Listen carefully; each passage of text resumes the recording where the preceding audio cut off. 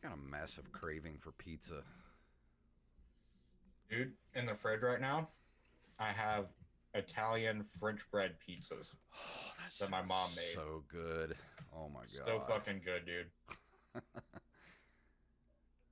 I She would literally eat just that. put she literally just put ragu on this loaf of bread and just put cheese and pepperoni on it and put it in the oven. I Dude, was like, it's so fucking simple, but it works. I love French bread pizza. It's like one of my favorite things on the planet. It's so easy. Let's If you've see. never had French bread pizza, oh my god, you're missing out. Oh shit, are we live? Yep. Okay. Good thing I didn't try to choke down the rest of my sandwich real quick on a live Twitch feed. All right. Gotta be professional now. Close out some of these tabs. I'm gonna try not to curse so much on your podcast. I know I let it fly on ours. There goes my group text. I gotta set the phone away from me so I don't get distracted with COVID talk. Good point. I'm gonna put mine face down. Yeah, I need to do that too. Let me make sure all my volumes are up. Jamie, can we clip that? What's that? Oh, you didn't hear that sick burp? No, Oh man, I did not. the viewers, they got it, man. They fucking got it. All right. I got all the tabs open. All right, yeah, me And too. all right, are you good to go? I should be, yeah. All right, here we go. Three, two, one.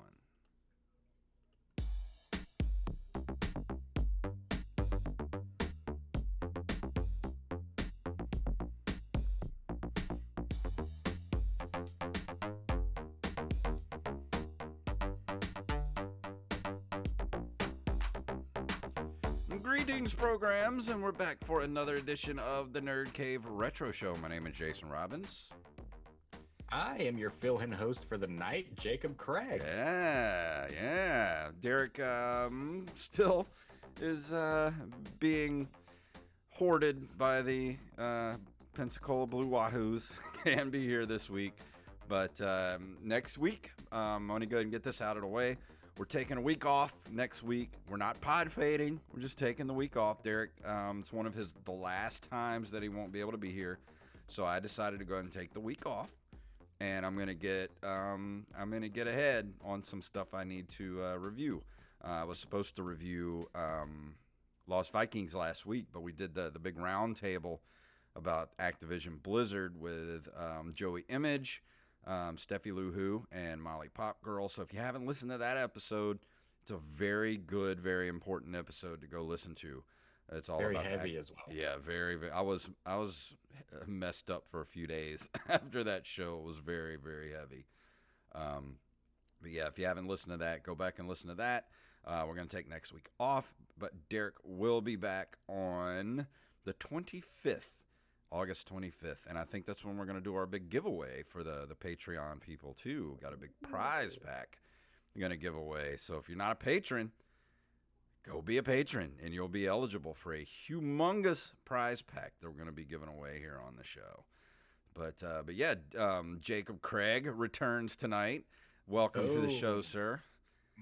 flexing on it. Yeah, Thanks so much for having me again, man. yeah, I know. man. I think I said this last time. It's like I really love the community that you guys built over here, and I love how everyone's just kind of just accepted. It's like, oh, Jacob's guest host, cool. Yeah, Yeah, I really like that. Yeah, thank you guys for welcoming me back and letting me be the best Derek Diamond that yeah. Jacob Craig could possibly be.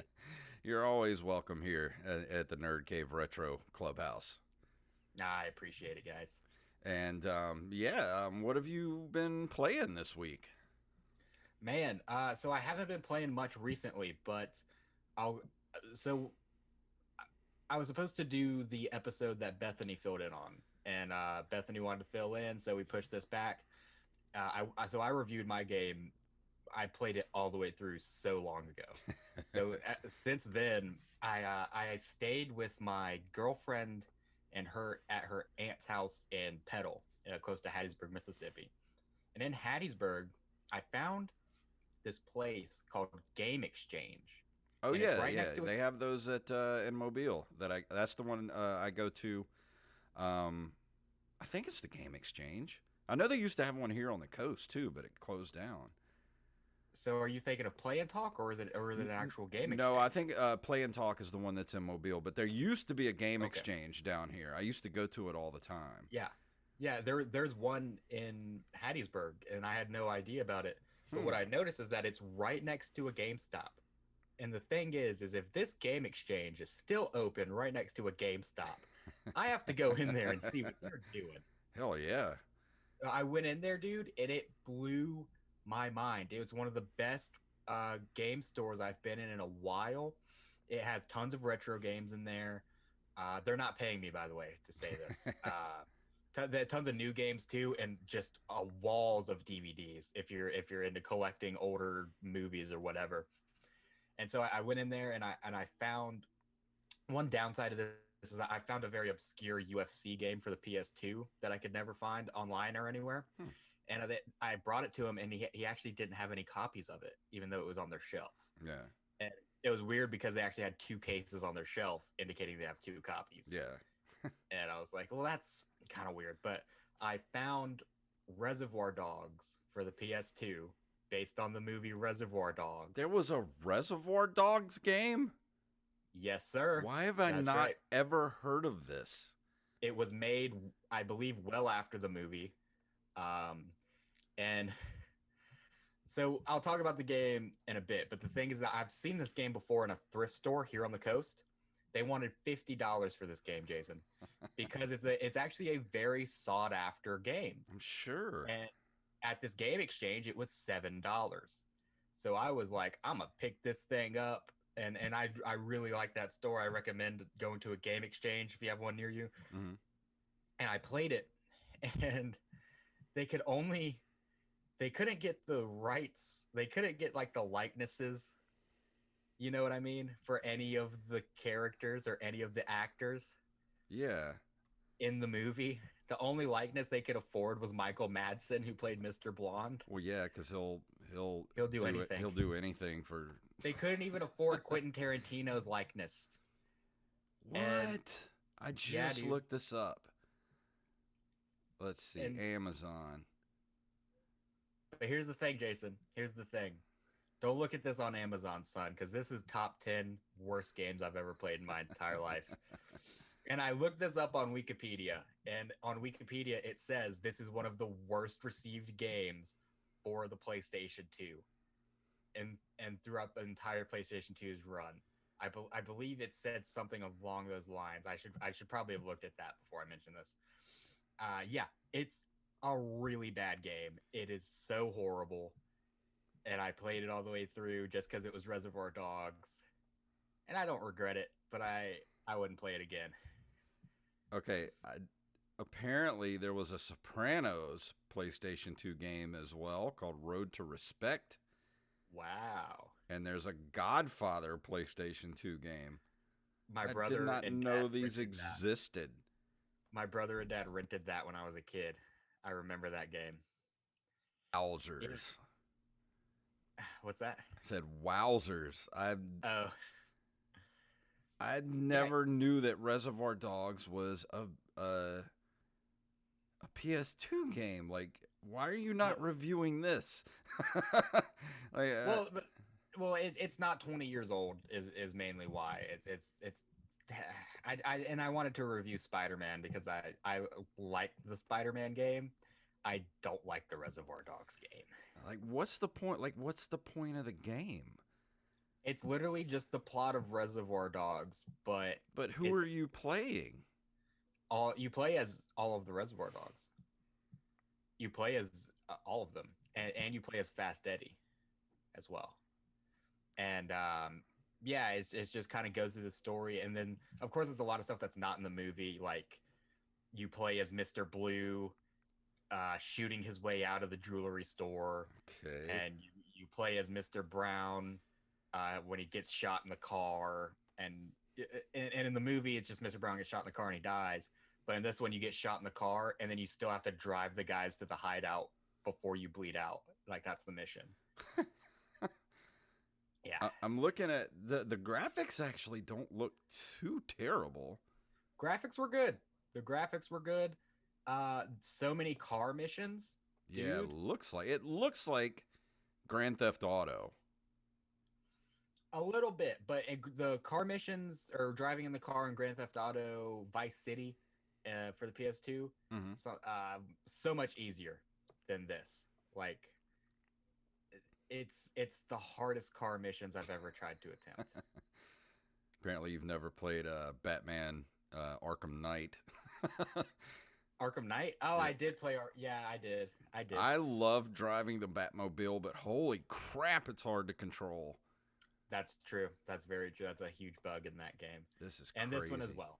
Yeah, yeah. That's the only game that I've really played to completion, aside from the one I'm reviewing, since the last time I was on. Yeah. I actually started playing because anybody that listens to this show knows how I feel about Final Fantasy games. I'm always making fun of them because they're like numbered all crazy, and like I have no desire to ever play a Final Fantasy game. Right. I actually started streaming Final Fantasy the original Final Fantasy for the NES, which is Final Fantasy 3 in Japan, but it was the first one here. I actually kind of enjoyed it, so I'm gonna continue playing it. And I'm gonna stream it when I have time, and I'm gonna review it when I get done with it. But yeah, I mean it's pretty much your standard NES RPG right now. Like if you've ever played like Dragon Warrior or anything like that, it's pretty much that. Not much Jason different. Robbins changing his tune about Final Fantasy. Yeah, but I'm only like an hour into the game right now, so we still have a lot more to go. You should play Final Fantasy X. That one was really good. Or was it 10-2? Or 12? Well, I'm actually interested in the new Final Fantasy 14 MMO that's going on right now. There's like a mass exodus out of WoW over to Final Fantasy right now. And I hear it's very, very good. Okay. So, I don't know, might check that out. I also downloaded, I did a review of Blaster Master Zero on this show a couple of years ago when it came out. It was one of the first games I bought for my Switch was Blaster Master Zero because I love Blaster Master for the NES.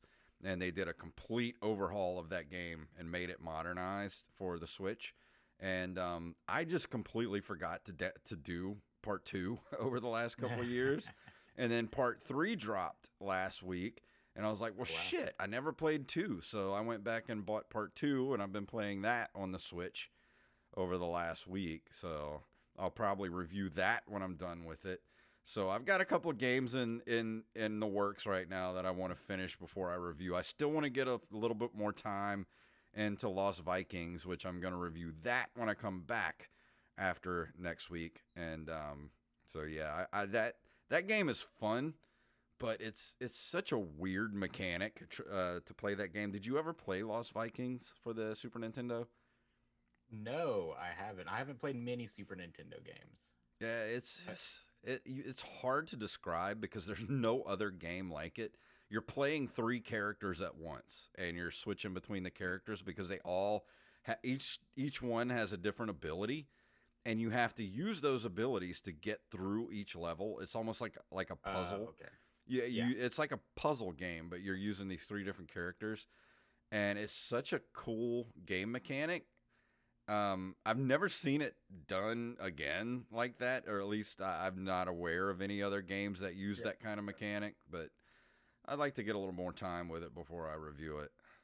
I will say a lot of the Harry Potter video games use that mechanic, where you're playing as Harry, Ron, and Hermione, and each one can only do certain things, and you have to switch out.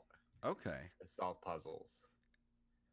But I think that would be like, wasn't Dragon Age like that a little bit, where you had like a party of people and you switched between them? Yes, I think so. I've played only a little bit of Dragon Age for the Nintendo DS. Yeah, but I think that's kind of what it I is. played that for the Xbox 360, and it's been so long since I played it. And I think that was the main mechanic of the game, was the being able to switch between the characters. Dragon Age. I'm thinking of Dragon Quest. Oh, yeah, well, Dragon Quest is basically the Dragon Warrior series. Yeah. Yeah. No, Dragon Age, I think you just play as one character. But you have a party with you, don't you? You do have a party. You do have a party. Okay. Yeah. I don't remember much from that game. I guess that... Yeah. I don't think you actually control the other people in your party. You just send them to do things. Okay. Like, you don't switch. You know what I mean? Because I think that would maybe XCOM games are kind of like that, where you kind of build a party of different characters that have different abilities, and you use those characters to get through the level and try to, you know, because the thing about it, like when you're playing Lost Vikings, is like if you lose one, you're basically screwed. You have to kill them all and then start the level over, because you can't finish the level if one dies. So you have to, like, if you lose one, you're like, shit, you got to start over again. Oh, that just sounds like the kind of bullshit that you would have to deal with an old SNES game. But it's okay, because the levels aren't that long. It's just, it sucks when you're like trying to figure out the puzzle aspect of it, and you just end up accidentally getting killed like in a stupid way. And you're just like, well, crap. Now I got to go back and do all this crap over again. Yeah. Yeah. And I mean, that's every video game, I think. Every video game pre-autosave. You die doing something stupid, and you're like, why did I do that? Yeah. Now I have to play this entire level again. Especially platformers. Like, they're made to, like, make you die in ridiculous ways, because that was... If you could just get through the game, like, in one sitting, like, those games would only take, like, an hour, if that. Yeah, it's almost like they designed it to make you panic. And then you're like, why did I jump? Why did I jump? It's like when I was a kid with Ninja Gaiden, like, I played that game, one of my favorite games for the NES, could never finish it, even though I love that game. And now, as a 44-year-old man, I can finish that game in 20 minutes. Like, I never could finish it as a kid, but I would play it for hours and hours. And that game's not that long. It's just so ridiculously stupid hard that, you know, they make it, like, unfair so it lasts you a long time. Yeah, I think, that was definitely before the video game developers figured a lot of things out. They figured a lot of things out since then. Yeah. Well, also, too, when I was a kid, it was like you got, like, maybe you got 2 games a year. Yeah. Like, one for your birthday and one for Christmas. So choose wisely and make sure you get one that's going to last. And that's how they made those games last. Yeah, and you know, luckily being a giant man child, you know, I still only get video games on special occasions. But you got birthday, Christmas, Father's Day. See, you get Father's Day now too. You get an extra one in there. Father's Day, dude. I usually get the dopest gifts on Father's Day, because that's the one day of the year where my girlfriend's like, "I'm sorry for putting you through what I put you through 394 days of the year. Here's this really dope gift." Yeah. And on that note, let's move into the news for this week. Let's do it.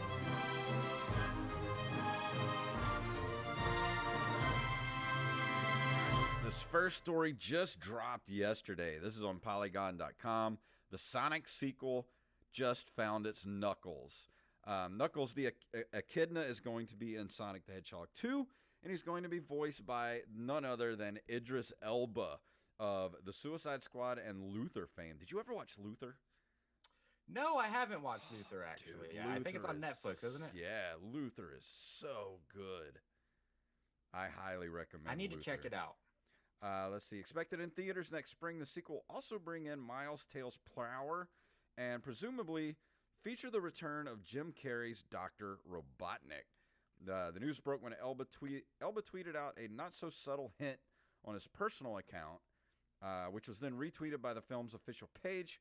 Polygon confirmed the casting with Paramount Pictures. And he posted out a picture of Knuckles' glove and just Yeah, said knock knock. And I was like, oh boy. yeah. Look, man. There's not a lot of perfect casting in the world, Yeah. and even though it's an animated movie, even though it's a voice cast, that is perfect casting. That is inspired casting, is what that is. What do you mean by inspired Just casting? I'm not sure. not the person you would think would fit that role, but is going to fit because like you're just like, holy crap, I never thought of him, but that's perfect. Like Oh yeah, he's gonna make it something special. absolutely. And yeah, he's the kind of actor too where I mean, he's not afraid to make it his own as well. Yeah. And I feel like he's not afraid, again, even though it's a voice role, to branch away from what people are used to seeing with this character.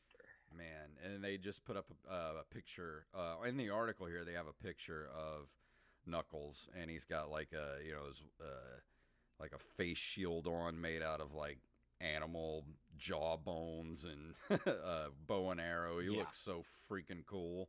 I can't wait for this movie. He looks badass, dude. Yeah. Like, and look, I'll admit this, and Derek can chastise me all he wants. I did not like the Sonic the Hedgehog movie. Really? I didn't. I'm sorry. I just didn't like it from a writer standpoint. This podcast is over. Well, look. Let me make a case for myself, man. This movie literally starts with Sonic going, "I bet you wonder how I got here." Yeah. That's the most lazy plot device of all time. But they made a good movie, though. I will admit that I laughed during this movie. I will admit that it was everything that I expected from a Sonic movie. I will not admit that it had a good plot. Well, but this casting specifically makes me extremely excited to see this movie, and I will definitely go see it in theaters. Absolutely. I'll be there day one. Yeah, I'll be there, I don't know, opening weekend probably. Yeah. Anyways, next story. A copy of Super Mario Bros. For NES just smashed world records again. Hey, remember last month when a sealed copy of Super Mario 64 sold for a record-breaking $1.56 million? The previous record of most expensive video game was set just days earlier when an ultra-rare copy of The Legend of Zelda on NES reached a then world-breaking record of $870,000 at auction. That copy of Zelda beat out the previous record, which was set in March 2021, when a copy of Super Mario Bros. Sold for $660,000, which in turn beat the previous record of $156,000 set by Super Mario Bros. 3 in November 2020. Okay, we get it. Yeah. You can probably guess what's coming next. The record had been set once again by a never-been-open copy of Super Mario Bros. For the NES, which was sold on collectible site Rally for a mustache-watering $2 million, which for anyone keeping track is over 10 times the amount that was world record setting in 2020. This is the dumbest thing I've ever heard in my life. There's no reason this should be going for $2 million. Yeah. Well, it keeps going. This next line is I don't know what they're doing here now, because this next line says, but this auction was a little different. Rather than one seller and one buyer, Rally operates a different system, letting investors buy shares of the physical product to then vote on whether or not to sell, reaping the products as a proportion of their share in it. I've heard about this. That's why they got the $2 million, because it's a bunch of people buying shares in this one unopened video game. And they're all going to lose money. Yeah. I mean, it's still cool. It's still cool to... I mean, it's cool to see it going for over $2 million, but these aren't worth $2 million. I mean, they're just not. Yeah. They're not. Even if it's a perfect unopened copy, I mean, this should prove that there's more than one. Like this right here, like, okay, there's two. How do we not know there's like a box of them that somebody found in a warehouse somewhere that, shoved in the corner back in 1987 that nobody has seen, and there's like a whole box of these that they haven't been touched in 35 years. Yeah, yeah. Yeah, there's no reason for it. I think $2 million is kind of egregious. It's stupid. There's no reason for it. If you're the type of person that buys shares of this video game, stop it. Just stop it. Don't stop it. Yeah, that's what blows my mind is you don't own this. You bought shares in an unopened video game that may or may not sell and make your money back. Here, I'm interested to see how many people own shares in this $2 million video game. And yeah, what are the price of the I would like to know what the price of each share is and how many shares are there. Is it $5 split amongst a ton of people, or is it, 3 wealthy businessmen, or what? If you're gonna spend money on shares, may I suggest, not Acorn, is it Acorn or like Robinhood or Stash, and put your money in something that's going to build money long term, like Tesla or Apple, Amazon, those type of things. Well, the thing is, though, is I will counter with that is those properties are probably not going to make you a lot of money, because what is Tesla and Apple and Facebook going to do next? I will say that you should try to be your own entrepreneur and try to find out what's going to come next and find the next Tesla and Apple and invest in those companies while they're on the come up. Do some research. Don't put it in a 35-year-old video game. Yeah, that's just a waste of your money. Unless it's like $5 a share. Yeah. Like, yeah, I don't get it. I don't know. This is just so dumb. This next story comes from Armez Jackson, one of our listeners.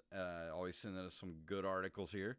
From NintendoLife.com. Project AM2R creator celebrates Metroid's 35th with a new game. The 35th anniversary of the original Metroid launched in Japan. This was, like a week ago? 3 or 4 days ago. Wasn't the only Metroid anniversary either. The fan-made overhaul of Metroid 2 Return of Samus, better known as Project AM2R, turned 5 years old. To celebrate, the developer Milton Dr. M64 Galsty, who now works at Moon Studios on games like Ori and the Will of the Wisps, has released a small web browser game, Skippy the Robot, one of the many untold stories within the AM2R universe. If you're wondering what the connection to Metroid is here, this was essentially a mini-game that's now been turned into its own title. In the original version, Samus took remote control of the robot. What browser is this in? Did it even say? It doesn't say what browser it's in, because this is a browser game. Might be Google. Yeah. Well, if you just go to at AM2R Game on Twitter and go to the posting and click the link, and it'll take you straight to. Oh yeah, you play it in any browser. So you just go to the at AM2R Game, and you can play it right in your browser. Yeah, that's kind of incredible, actually. Browser games have kind of died a little bit. Yeah, I haven't heard of any for a while. Yeah, and this definitely, you definitely didn't experience this, Jason. But I know that when you were back in school, your teacher let you play games like Doom and whatnot on the computer. Mm-hmm. Well, we had browser games when I was back in school, man. And when we would get done, we would go on game sites like, oh my goodness, I can't even remember all of them, but like Huda Math and what's it called, like Fairgrounds or some shit like that, or Battlegrounds or something like that. And yeah, man, it was all browser games in like the early 2000s. Yeah, I used to play a lot of browser games back then. It's really sad to see them die. It's like, I mean, it's fun. You can just get on the computer and play a game. A game you've never played before, just a quick little browser game. Yeah, like quick little flash games I used to play back in the day, especially like off E-Bombs World and stuff like that. Yes, yeah. Yeah, I think maybe apps have killed the browser game. Oh yeah. Well, now you can just make those games and put them on, the Apple Store and Yeah. Google Play, all that kind of stuff, like the app stores. Like, there's no reason to just do a browser game because I don't think you get paid for browser game. Like, how do you get paid for a browser game unless you run an Yeah, ad?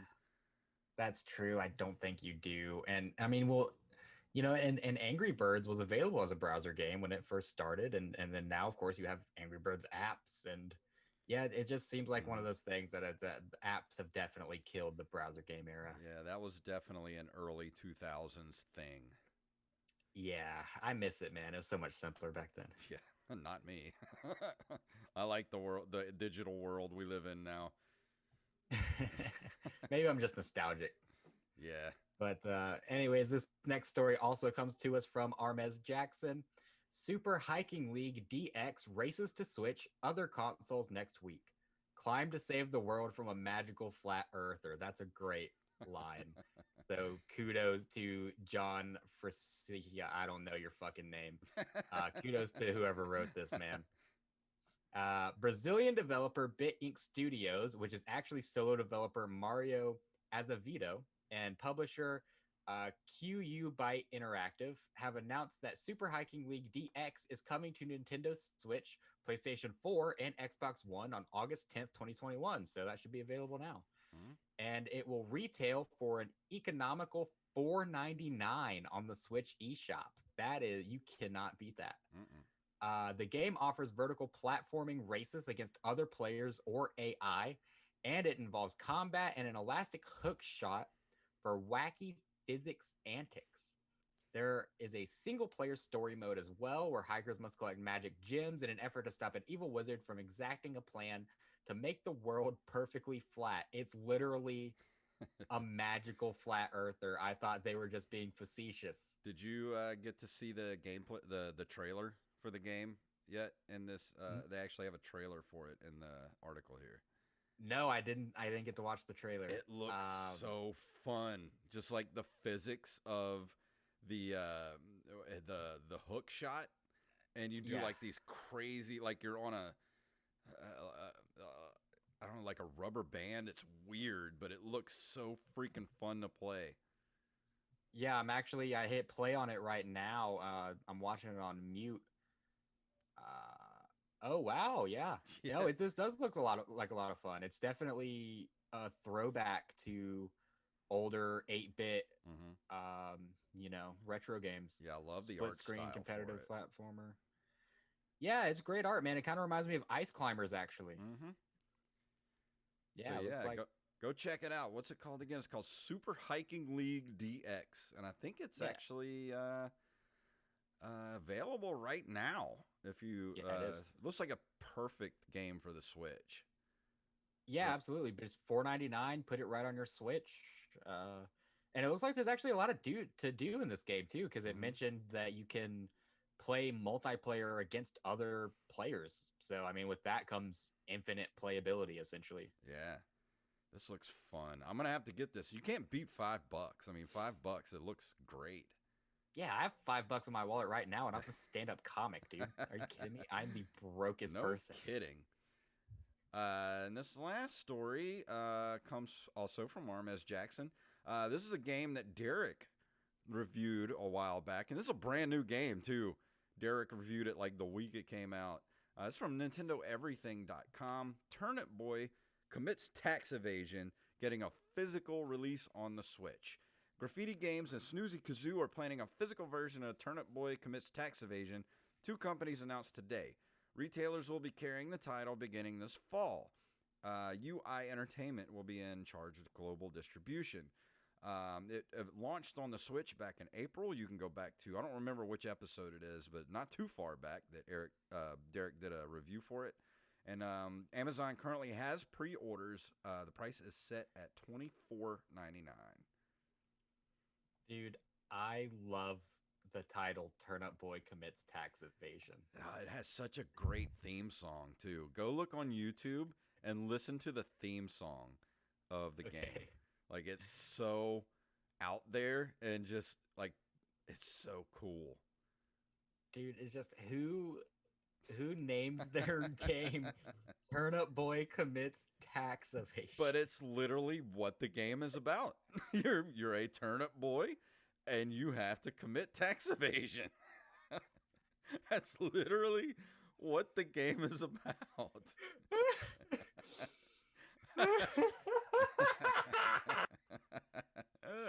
It's so bizarre. I know, and it sounds weird, but the description of the game is literally the title of the game.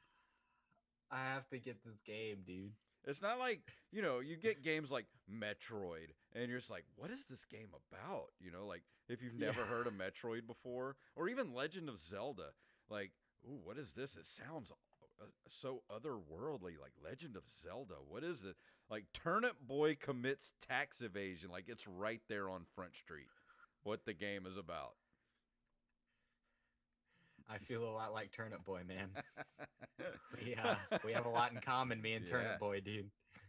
And of course, we're not going to do this month in video game history for this episode. We'll bring that back at the end of the month while Derek is here. But before we go into the review tonight, I got some shout outs for our Patreon account, which is patreon.com/nerdcaveretro.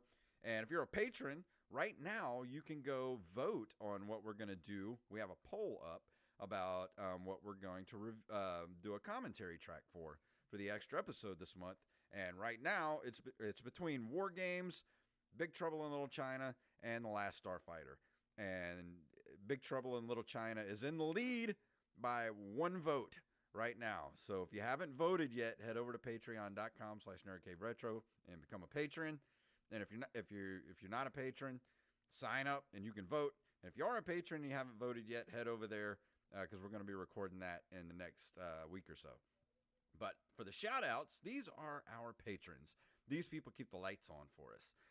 We have AxeBlade07, Daniel Salmon, John Jekyll, a.k.a. Mixmaster, Han Solo, Carlos Longoria, Staff Sergeant Sketch, Tyler Watson, Brandon Rutledge, Gus and Penny, Matthew Salmon, Randy Bailey, and of course our newest patrons, Joey Image and Ron Johnson. Thank you, everybody, for keeping us above that $50 level where we do the commentary tracks every month. But if you get us above $100 a month, you'll actually be able to listen to us do those commentary tracks. We'll get into a Discord room in our Discord community, which you can join our Discord community by going over to @NerdCaveRetro on Twitter, and right up there in our bio is our link to our Discord community. And we'll have a channel in there set up where when we do our commentary tracks, you'll be able to listen to us while we record it. So if that's interesting to you and you want to hear that, you want to hang out with us, go over there and throw us $1 or $2 a month. And that's all I'm got to say about that. So tonight, while Jacob is here, he is going to be talking about...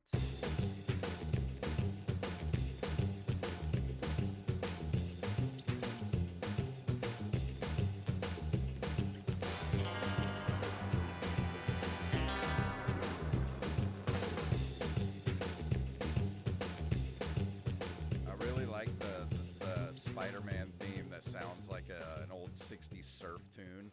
I really dig that. Yeah, man, this one's I think this was the one for this game is a lot grungier. Yeah. I dig it, though. We're going to be reviewing Spider-Man for the PS1. That's Spider-Man 2000, which is an action-adventure game based on the Marvel Comics series The Amazing Spider-Man. And although it features the likenesses and same voice actors, it is not based on the animated television shows from the 1990s. It was developed by Neversoft and published by Activision using the Tony Hawk's Pro Skater game engine for the PlayStation. The game was later ported by different developers to various systems, including the Game Boy Color and Nintendo 64 that same year, as well as the Dreamcast and Microsoft Windows in 2001. The game's story follows Spider-Man as he attempts to clear his name after being framed by a doppelganger and becoming a wanted criminal, while also having to foil a symbiote invasion orchestrated by Dr. Octopus and Carnage. Numerous villains from the comics appear as bosses, including Scorpion, Rhino, Venom, Mysterio, Carnage, and Dr. Octopus, as well as a Carnage symbiote-possessed Dr. Octopus named Monster Ock, who was created exclusively for the game as the final boss. So how does this game hold up next to the Spider-Man PS4? Oh man. Well, I will actually get into that a little later. Believe it or not, there is a lot of similarities still Really? within the Yeah, I noticed tons of similarities between this game and Spider-Man PS4. Obviously, though Spider-Man PS4 is a masterpiece. Like that's just such a great game. But this game actually had a few sequels. It spawned three different sequels for three different ports. So you had Spider-Man 2, The Sinister Six for Game Boy Color, Spider-Man 2 Enter Electro for the Game Boy Advanced, and Spider-Man Mysterio's Menace, which is, I believe, also for the Game Boy Advanced. And the game features narration from Stan Lee, and it is the first Spider-Man game published by Activision following their acquisition of the license, which expired in 2014 because obviously Spider-Man is now owned by Sony. So, Mm-hmm. yeah, you guys know what this game's about now. Uncle Jake's gonna take you to school, tell you a little bit about it. So, the gameplay of this game, it's it's a PS1 game, man. Like you guys have played Spyro. Uh, it's uh, it's a lot playing a PS4 game and then going back to a PS1 game. Yeah. But as I mentioned earlier, the swinging mechanics and the way that you have to run and go from building to building, the way that you can just shoot up into a vent, and the way that you can actually stealthily attack enemies from a ceiling, which now blows my mind. When I was a kid, I didn't think much about it, but now thinking about how that's essentially all you do in Spider-Man PS4 Yeah. is it's the same kind of swinging mechanics going from building to building, the same kind of stealth attacks. Obviously, you can't one hit somebody from the roof, but you can web them up and deal with them. So the gameplay was actually much better than I expected coming into it. The plot is it's weird, man. It's a little thin. I'll admit it. It seems like it's got a lot going on with all the different villains that they've got in here. The And I, thing is it has a lot going on, but at the same time, it doesn't, because it's like it puts out this base story. The beginning of the game, yeah, there's an imposter Spider-Man who steals this machine that creates a fog all through New York, and that's the excuse as to why you can't fall to the ground, is because there's a fog all through New York, so you have to oh. swing from the buildings. And it's like, oh, Spider-Man did this, he's a criminal, and Spider-Man, of course, didn't do it. And yeah, he's trying to clear his name and find out whatever, and then he keeps getting sidetracked through the story, which in Spider-Man PS4 works because you get sidetracked and you do these side missions. But this is just one story. So you get sidetracked and you have to fight Scorpion.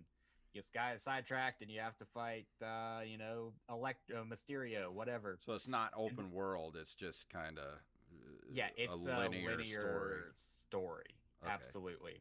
And the thing is the linear story, it could be from A to B, but instead it's 1A, 1B, 1C. Yeah. You know what I mean? Yeah. You have to go and fight all these other guys who aren't working with Dr. Ock and Carnage, by the way. They're just doing their thing. Yeah.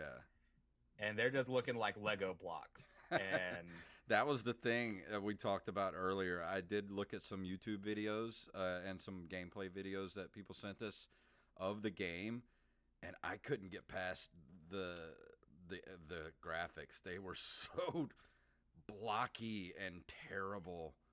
They're yeah, hard to watch. They're really hard to graphics watch. the graphics are absolutely abysmal. That is the worst part of this game, is the graphics.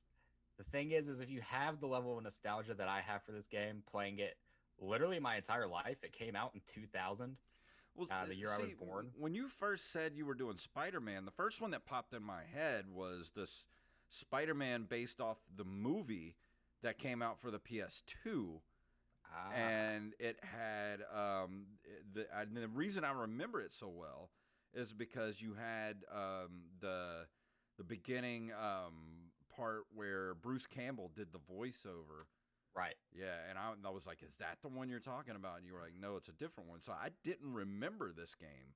I never Yeah. played this one. I don't remember this game at all from that era. Yeah. And it's and I'm glad you said for this era. That's a huge thing that I need to talk about. It's for this era, dude. Yeah. Yeah, the graphics are horrible now, but for this era, the fact that I still see mechanics in it that are being used in the PS4 Spider-Man, this game's kind of groundbreaking. Yeah. Like the fact that it's still obviously it's a totally different engine. They use the Tony Hawk Pro Skater engine to make this game. Yeah. But still the basics that they built a whole game series around now are still established, and But it's really cool. how are the swinging mechanics in it? Because that's what makes or breaks a Spider-Man game for me is the swinging mechanics. So it's obviously you can't do much, like you can't do as much as you can in PS4, where you can swing up in the air, go upside down, blah, blah, blah, Yeah. whatever. You get 3 swings. You gotta aim and you gotta swing and you gotta get there. If you don't get there in 3 swings, you're screwed. But the thing is though is like you can swing, and if you swing, you can actually kind of turn mid-air, and it's just the swinging mechanics. It's kind of hard to explain, but when you play it, you're kind of like, yeah, I've felt this before. Like I can kind of see the similarities of this and the PS4 games now. Yeah. Even though they're so much more advanced. But the coolest part of this game, man, is if you are a Spider-Man fan, there are so many Easter eggs in this game. That almost makes it worth the entire thin plot or whatever. Because throughout the game, you encounter Black Cat, Punisher, Captain America, Human Torch, Daredevil. They mention Thor. You see posters of Wolverine. You see posters of Tony Hawk's Pro Skater on the sides of buildings. Like Stan Lee does the opening voiceover, which aged so well. Yeah. I wish that more Marvel games would have done something like that, because you Use hear the analog stick and press the X button. That's a fantastic Stan Lee impression. Yes, that it aged very well. It did, and then you hear Stan Lee's voice, and you're immediately like, I'm comfortable. Like it's just it's like a warm blanket. Absolutely. Yeah, and it's just there's so many Easter eggs, and maybe there's too many characters in it. There's too many bosses, but I like the fact that they did try to give you as much as you would have wanted. Yeah. Well, how long does it take to complete the game? I mean, is it over long, or is it a reasonable amount? You can beat this game in one sitting. If your day's dedicated to this game, you can beat it in one sitting. Okay. Yeah. That's what I did when I was prepared to review it. I sat down, played it for 5-6 hours, something like that. Just got through it. And the hardest part is, no matter how easy you have the difficulty on, there's this mission where you have to chase Venom into a subway, and you have to stay on a train while all of these lizard experiments from when the lizard lived in the sewer are trying to knock you off the fucking train. And no matter how good you are, no matter how easy the difficulty is, their goal is to knock you off the train. They're not trying to kill you. They're trying to knock you off the thin PlayStation 1 graphic train.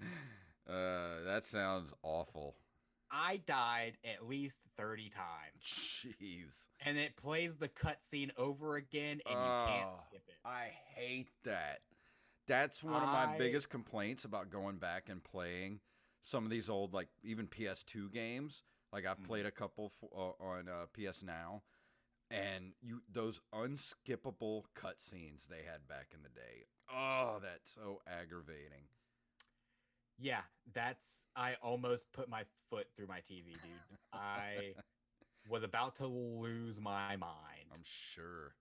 I want to lose my mind just thinking about it. Yeah, and and the plot for a PS1 game, I'll hold it to the candle of Spyro, right? Spyro is very simple, the goal's very simple, but the plot's good. You know what you're doing the whole time in Spyro. Yeah.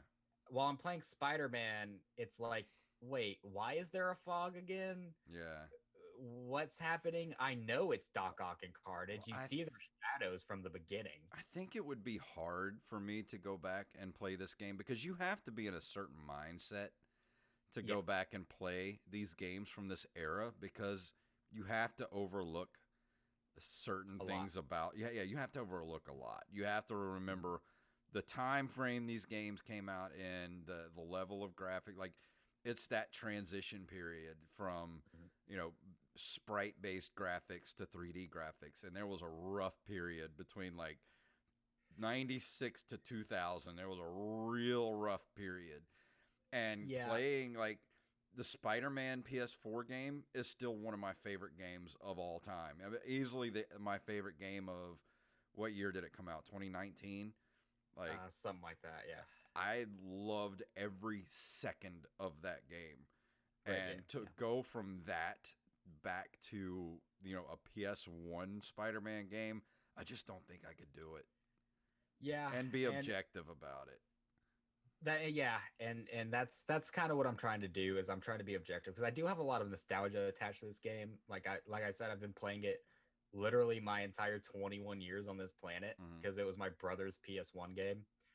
Um, yeah, it's just it is rough to get through if you can't ignore the graphics. But Yeah. if you do try to see, what this came from, like, oh, this is the OG Spider-Man game, and then this kind of spawned all of this.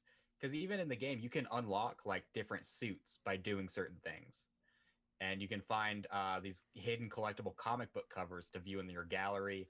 And if you do, collect a certain amount, you get another suit or whatever. See, that was And of one course, of my obsessions with the yeah, Spider-Man PS4 game was collecting the suits. and this is where that started Yeah. for sure because you there's only like 5 or 6, but you can unlock different suits to equip during the story. And that was really fun because and it's not just like, you know just random what you would expect suits. Like you can Yeah. unlock the Scarlet Spider suit, you can unlock the Ben Riley version of Scarlet Spider, and you can unlock Bagman with Spider-Man in the fucking Fantastic Four costume with Really? a paper bag on his head. Yeah, That's cool. yeah, and I believe you can unlock Spider-Man 2099 as well. Oh, that's So cool. yeah, I might be mistaken on that. I actually didn't unlock all the suits, but nonetheless, it's it's a good game for the time. Uh, Playing it now, yeah, there's a lot that you're gonna have to overlook. You have to be I think in order to go back, especially like that whole era of the N64, PlayStation, you have to be you have to have a whole other level of nostalgia to go back and be able to play those games with any sort of objectivity. Yeah, and I was looking at the reviews on this game, and they are all over the board. They None of them, hardly any of them, are the same, and I believe that's because you see a mix of the people who reviewed this game when it came out, as opposed to people who reviewed this game at some point when their site was developed. Because I'm assuming that's where a lot of those low scores came from. Yeah. Because this game at the time was well received. It was there was one, I forgot who gave it a 9 out of 10, but it has a 9 out of 10, and then GameSpot gave it a 6.6 out of 10, which is Yeah, such a big gap. I'm looking at these review scores and holy crap, they are just all over the map. It's like a Christmas tree. It is 6 out of 10. spread out. It goes from like 6 out of 10 to 9 out of 10, back down to like 7.1. Like it's just Yeah. all over the place.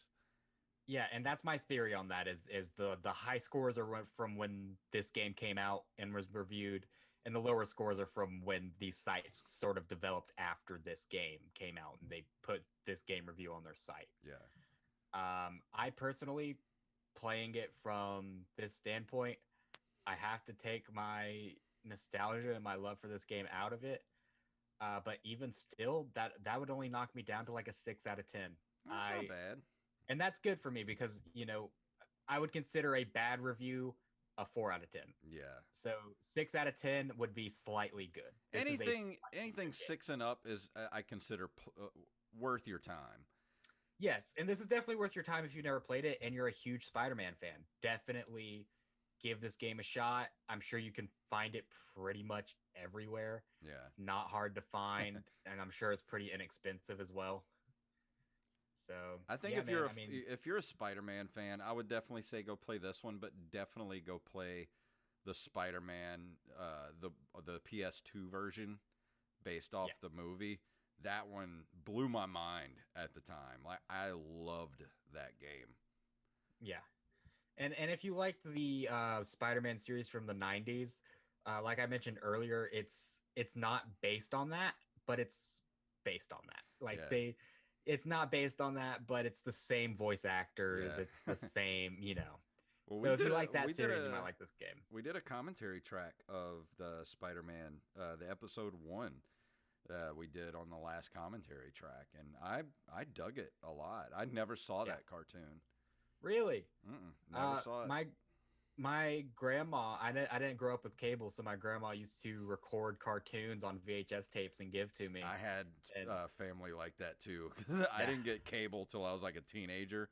So when I was a same kid, here. my aunt would literally fill up like 6-hour tapes from like Yeah. Nickelodeon, Disney Channel, and just like give them to me. Yeah, so I still have that VHS tape around here where it has Batman the Animated Series, Spider-Man the Animated Series, X-Men the Animated Series. Yeah. What was the name of the show with the Looney Tunes when they were babies? Oh, Tiny Toons.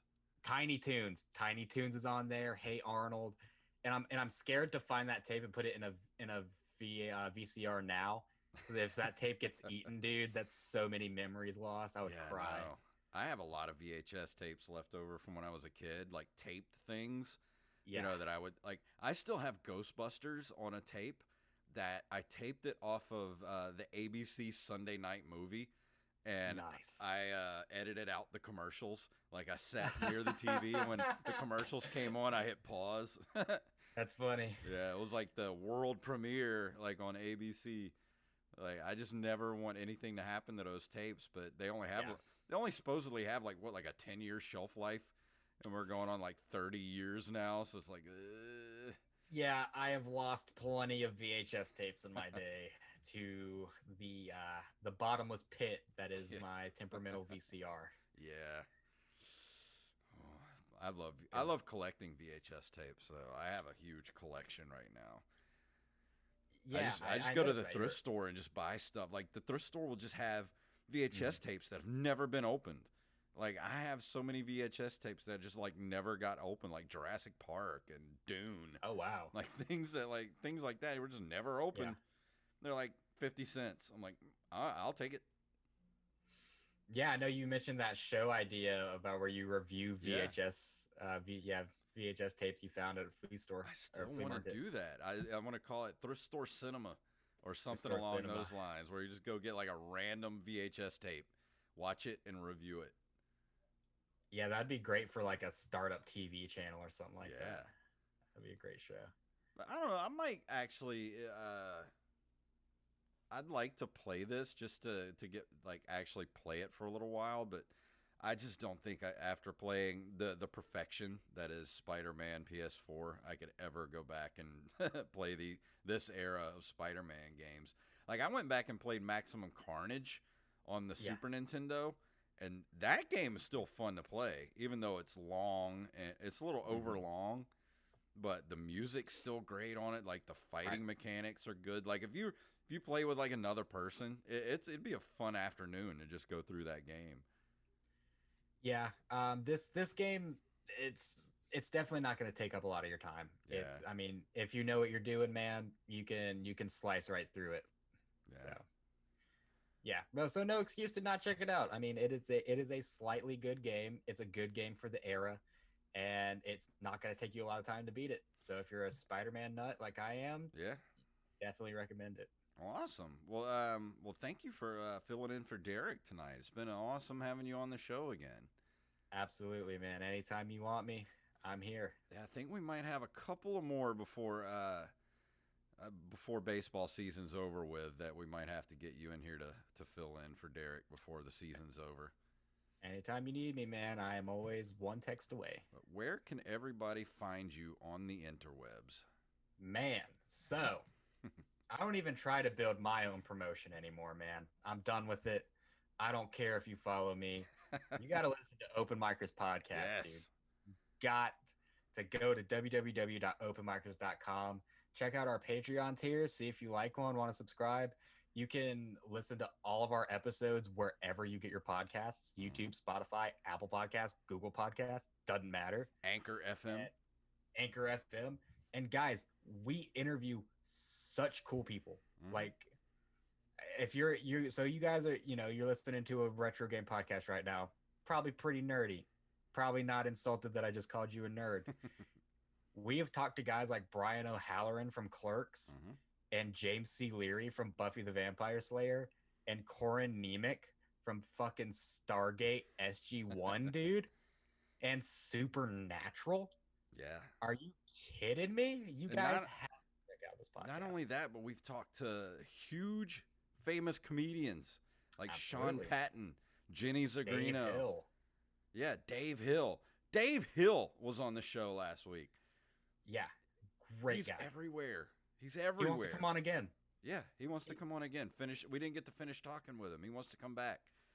It's crazy. Go listen to it at Open Micers on Twitter, Open Micers Podcast on Facebook. We do it every week. And we have a Patreon over there, too, where we do an extra episode every month, just like we do here.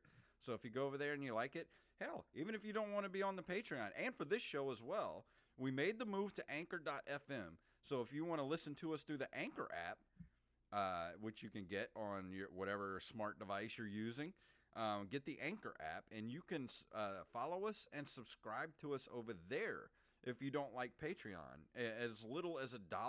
You can subscribe, do a monthly subscription to the show, and it helps support us. Keeps the lights on, pays all the bills that we have to keep these shows on the air. So if you follow this show, go check out Open Micers. I think you'll enjoy it. Fantastic. But I think I'm going to go ahead and step out the door here.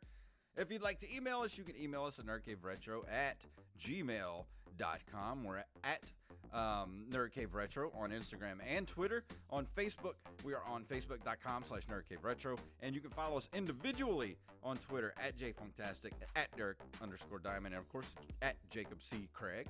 If you want to buy a t-shirt, go get some of our merch. We got coffee mugs, we got computer bags, face masks, whatever you need. Go over to ncrmerch.com.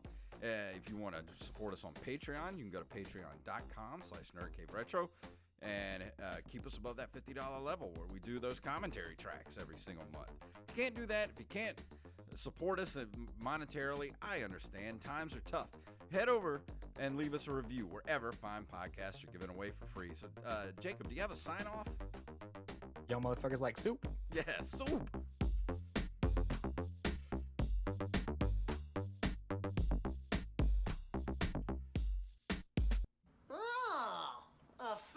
Chucker, eh?